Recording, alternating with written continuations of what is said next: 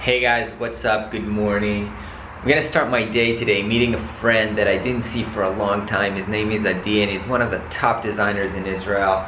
We're gonna grab coffee together and that's a great way to start a day.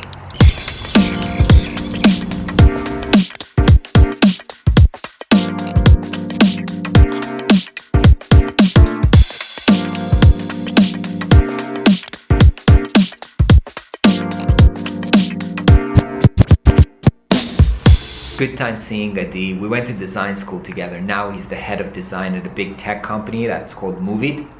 They have a public transportation app with something like 30 million users. And we were discussing how they, measure what is a good design. And he recently did a new design for the app, and they kind of tested it with only 5% of the users. And they didn't see the numbers they were measuring, like retention, engagement, activity, stuff like that, change. So they don't know if it's a better design. And I personally think, and I think he thinks so as well, that this design is much better, but there's no way to sell it to the management because the numbers don't change. But what if stuff like, their frustration or happiness doesn't show up in the analytics? So you can't really see it on the numbers. And sometimes, even a good design can actually hurt the numbers because, for example, when they send you a push notification, if, for example, your bus is late and they suggest you take another bus, you might just look at the app and not even open it and take another bus, and you got a lot of value from it, but you didn't even open the app. So what they will see on the analytics is less people using the app, but actually I'm a happy user because I got value. So sometimes looking at the numbers doesn't tell the whole story, and I'm working a lot with startups, so I know that a lot of tech companies are really focused on analytics and understanding how stuff works by looking at the numbers, but there are some things that can be misleading or don't tell the whole story. So you have to remember that you can't really judge design by the numbers. Lunchtime, I'm working today with my client Ori, doing a lot of Webflow stuff. If you haven't seen the video on Webflow, go check it out and definitely learn Webflow. You'll never have to worry about learning HTML and CSS and all that discussion.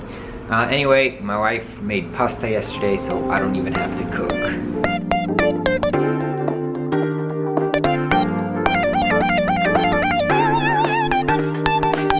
Break them off a new slice of soul. All right. So after meeting with Adi this morning, he sent me this talk by a guy who ran the growth team for Facebook. A really interesting talk, which I'll link in the description below. Anyway, he had two really important points that I think are worth mentioning. The first one is that you never want to create a product that is spammy because you want to achieve some short-term goals, because in the long term it will alienate people and they won't come back to your product. A lot of times that happened to me, that my clients have asked me to do things that I know are spammy and are a bad experience because they wanted like quick growth and stuff like that. So that's great to have this point validated by somebody who works in a place like Facebook, that you can show them like, relax, don't do that. The second point, he was talking about how important it is to reach that point of aha moment where people really understand the value of your product quickly. And it kind of made me think about the design I showed you yesterday, the design I did for our new proposal tool. It kind of takes like around 5 minutes until you actually see the proposal, and maybe that's too long. Maybe I really have to find a way to shorten that time until people get to see the proposal we've created for them. Probably gonna have to revisit that, so it's a really good thing I watched this talk.